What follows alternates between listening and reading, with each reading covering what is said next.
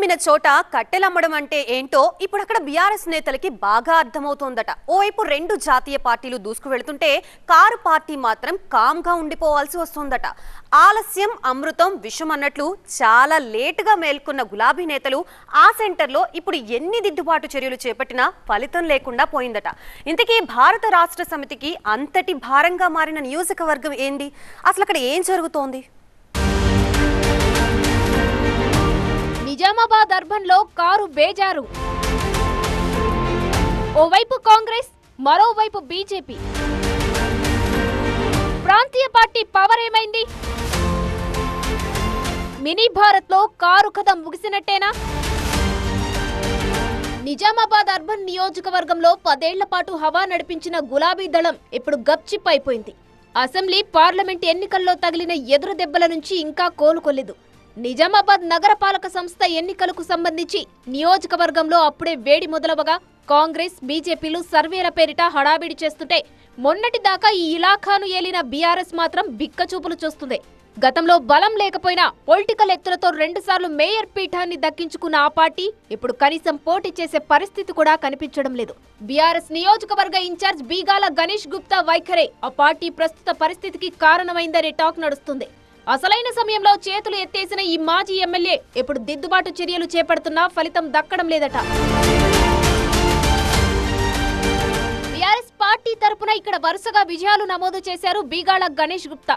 ప్రజల నమ్మకానికి తగ్గట్టే నియోజకవర్గాన్ని అభివృద్ధి బాట పట్టించారనే పేరు దక్కించుకున్నారు.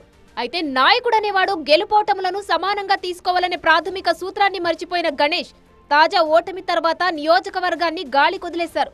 పార్టీలో చాలా ఏళ్లుగా ఉంటున్న నేతలు కూడా కండువా మార్చేశారు. అయితే మెజారిటీ కార్యకర్తలు మాత్రం కారులోనే ఉండిపోయినా గణేష్ మాత్రం పట్టించుకోలేదట. మీ ఇష్టం ఉన్న నిర్ణయం తీసుకోండి, అవసరమైతే పార్టీ మారండి అంటూ ఉచిత సలహాలు ఇచ్చారట. ఆ సమయంలో పెద్ద దిక్కైన కవిత కూడా అందుబాటులో లేకపోవడంతో కార్యకర్తలు తలోదిక్కుగా అయిపోయారు.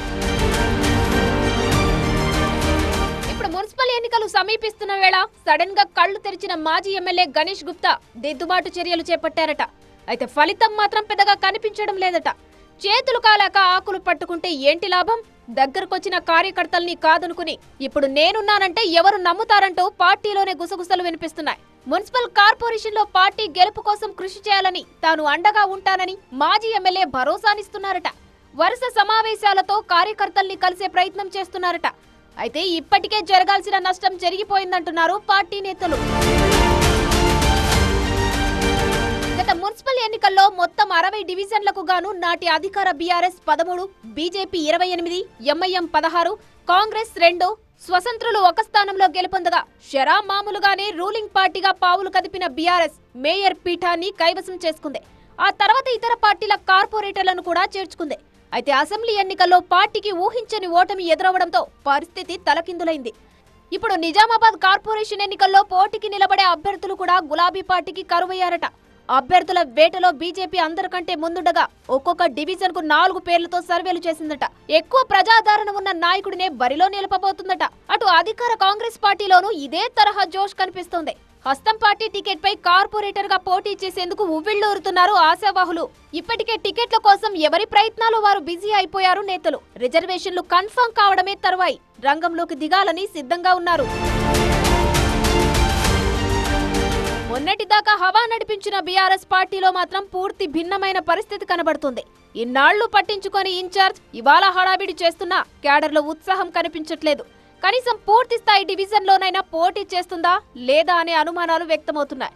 ఈ పరిస్థితి నుంచి ఆ పార్టీ ఎలా గట్టెక్కుతుందో చూడాలి.